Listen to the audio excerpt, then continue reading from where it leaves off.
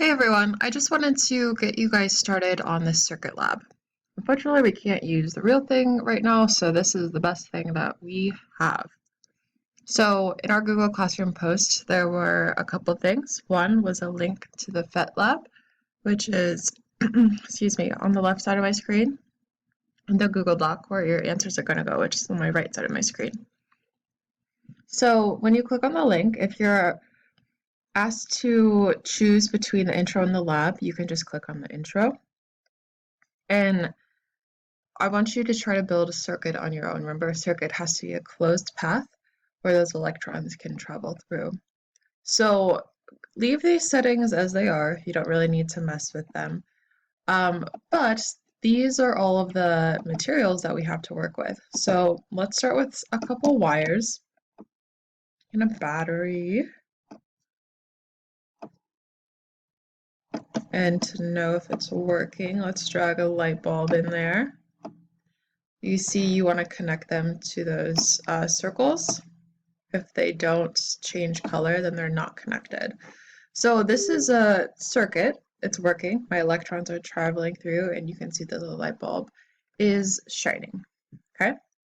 So try to build this on your own.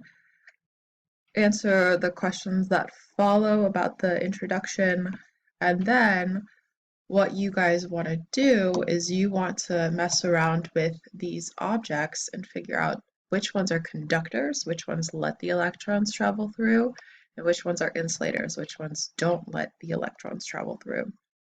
So if you double click on anything, you can cut the wires so you can change it up. If you double click on the objects, you can delete it. So you have that power to do that. So for example, I want to add in another wire first of all, so the object's not directly touching my light bulb. Let's say I use a dollar bill first. So I'm going to connect it to either side of the wires. And notice it's connected, but they're not really moving. So you would classify a dollar bill as either a conductor or an insulator. I can delete that. I can use a different object, connect that, and I can see that the paperclip acts differently. Okay? So go through those different objects you have here and figure out what's a conductor, what's an insulator. A few questions about the difference between those. And then the next section of this is really just seeing what you can build. For the first part, I need you to try to build a circuit that you need to light up more than one light bulb at the same time, just using one battery. So first circuit, you want to hook up so your bulbs are lit up in a way that if you break the connection at one bulb, all of the other bulbs go out. So you should be thinking, oh, this is probably going to be a series circuit, right?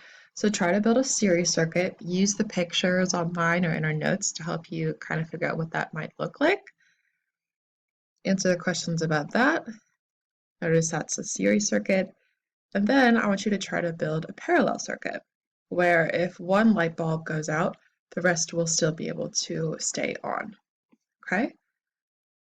Then there's some conclusion questions like what type of circuit would you want to use in this situation? What type of circuit would you want to use in this situation?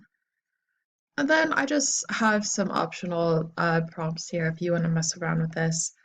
You know, what can you do to make the light bulbs go brighter, dimmer? Some of you, I'm sure, if you mess around with this enough, you'll see a fire happen, which obviously is not a good thing.